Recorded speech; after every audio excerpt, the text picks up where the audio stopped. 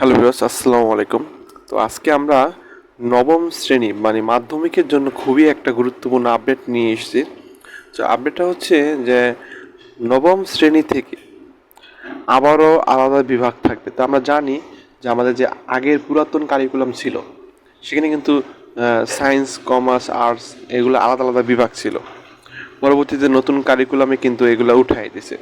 তো এখানে বলা হয়েছে যে আবারও নবম শ্রেণী থেকে আলাদা বিভাগ থাকবে।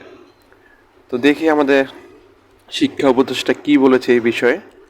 তো শিক্ষা উপদেষ্টা ওয়াহিদ উদ্দিন মাহমুদ বলেছেন, নবম শ্রেণী থেকে আবারও বিষয়ভিত্তিক অর্থাৎ মানবিক, বিজ্ঞান ও বাণিজ্য বিভাগ আলাদা থাকবে।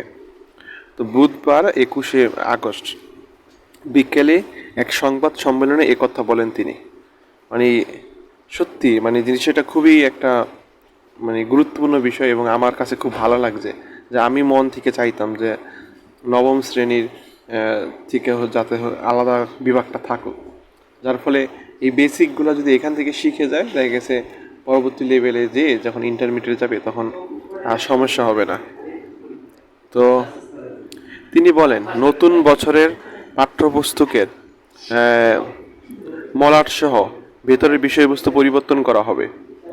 শিক্ষাক্রম সংস্কারে প্রাথমিক পদক্ষেপ নিতে হবে। যতটুকু সময় পাওয়া যায় আমরা এই শিক্ষাক্রম সংস্কারে কি নিব, পদক্ষেপ নিব। তো শিক্ষাসহ সব খবর আগে জানতে আমাদের আচ্ছা, এটা তারা নিজেরা বলেছে আর কি। এই শিক্ষা বার্তা থেকে এই নিউজটা আর কি আমি নিয়েছি। তো এই ছিল আজকের আমাদের নিউজটা জানি সবার জন্য আর কি সুখের সংবাদই হবে, কারণ আমার জানা মতে অনেকেই চায় যে আমরা আলাদা আলাদা বিভাগে পড়াশোনা করি। তো এরকম শিক্ষা রিলেটেড যে কোনো আপডেট সবার আগে আমার চ্যানেল থেকে পেতে চ্যানেলটিকে সাবস্ক্রাইব করে রাখতে পারেন। ঠিক আছে, সবাই ভালো থাকবেন। আসসালামু আলাইকুম।